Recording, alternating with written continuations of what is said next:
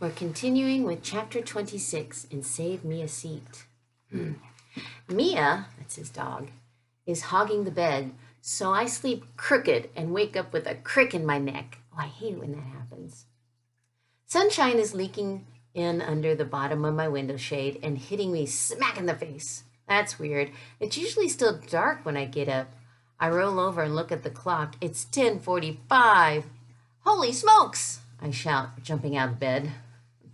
I throw on some clothes, shove my homework in my backpack, and run downstairs without even tying my shoes first. My parents are sitting at the kitchen table drinking coffee. What's going on? I ask my mom. Why didn't you wake me up? And aren't you supposed to be at work? Bertie from the kitchen crew offered to cover for me, and you're not going to school today, my mother says quietly. I'm not? Are you going to say hello to your old man? My dad asks. I go over and give him a hug. I haven't seen him in over a week. And since he doesn't shave when he's on the road, his beard is pretty scratchy. Is it my imagination, or did you grow another foot while I was gone? He asks. I don't know, maybe. I say, maybe. Does somebody want to tell me what's going on? Have a seat, Joey, my mom tells me. I'll get your breakfast. Usually on school days, I eat a couple bowls of cereal and a smoothie in the morning, but my mother has made huevos rancheros. And she and my dad have already eaten, so she loads up my plate with fried eggs and corn tortillas covered in salsa, and sets it on the table for me. Sprinkle a little bit of this on it, she says, setting a small glass dish of chopped up green stuff next to me. It's cilantro, filled with vitamin K. Let me know if you want some hot sauce too. Huevos rancheros is one of my favorites, but for the second time this week, I've lost my appetite. Are we going to have a family meeting? I ask. My parents look at each other. Your mom and I need to talk to you, Joe, my father says. Sounds like a family meeting to me. What do we need to talk about? I ask, even though I'm pretty sure I already know. My father turns to my mother. What's the boy's name again? He asks. Dylan, she says. Dylan Sam Ream. Here we go. What kind of name is Sam Ream? My father asks. He's Indian, I say. What's his problem with you, Joe? I shrug. Have you ever tried sitting down with Dylan and telling him how you feel? My mother asks. Come on, Gracie, my father says, shaking his head. Don't you know you can't talk to people like that? It doesn't work. What are you suggesting, Kirk? That he punch the boy in the nose? My mother says. It would serve him right. Those people come over here expecting to have it all. Uh-oh, that's not a good way to talk. They ought to show some respect. What people, I ask? Immigrants. Uh-oh. My father says, there are visitors in this country. Who do they think they are pushing us around?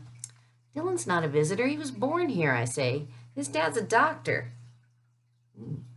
You're missing the point, Joe, my father says. The point is you have to man up and fight back. Lower your voice, Kirk, my mother says. There you go again, Grace. Stop babying him, or he'll never learn to stand on his own 2 feet. I know how to stand on my own 2 feet, I say. I do it every day. You just don't know about it. You wouldn't even know who Dylan Sam Ream was if Mom hadn't taken the field at Einstein. Taken the job at Einstein. We've been over this already, she says. I didn't have a choice. I needed the work. You promised me you'd stay out of my business. You crossed your heart and promised. Mia whimpers. She can't stand it when I get upset. I reach down and pat her head. Aw, that sounds like a good dog. Your well-being is my business too, my mother says. Great, now she's crying. How long has this Sam Ream boy been bothering you? My father says. I shrug. Why didn't you say anything about it? Asks my mother. I can handle it, I say.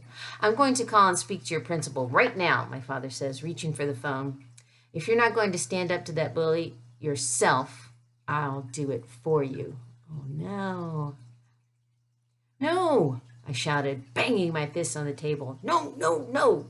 You want me to talk about my feelings? You want me to stand up for myself? Fine. Here goes. I hate that Mom works at my school now. I hate that she keeps breaking her promises and butting into my business. I hate that she has to wear that stupid apron and blow that stupid whistle in front of everybody. I hate that you're never home anymore. Dad, I hate that you think it's okay to call up my principal even without asking me how I feel about it. I hate that you're always telling me to man up and that you don't like people who aren't like you. Oh, he's really speaking his mind. Indians, you mean? He asked. No, Dad, I mean me.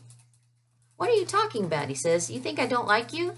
Why don't you ever turn down the TV when Mom asks you to? Now, wait a minute. My dad says, I'm not the bad guy here. I'm only trying to... Let him finish, Kirk. My mom says, reaching over and putting her hand on his arm. It feels kind of like I'm throwing up. I can't control what's coming out, and it's not going to stop until I'm empty. I hate that kids think I'm dumb and that the teachers don't like me. I hate being afraid to raise my hand even when I know the answer. I hate that I'm taller than everyone else in my class, including my teacher, and that the only real friend I have is a dog. Most of all, I hate Dylan Samreen because he never ever lets me forget who I am. That's how I feel. Are you happy now? I ask. Then I pick up my plate, scrape the eggs into the trash, and go upstairs to my room. Poor guy. So he did finally say how he felt.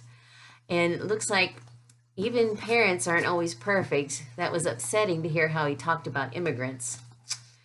But at least Joe is talking about his feelings. So let's see how it turns out. Next time, we'll see how Ravi is doing.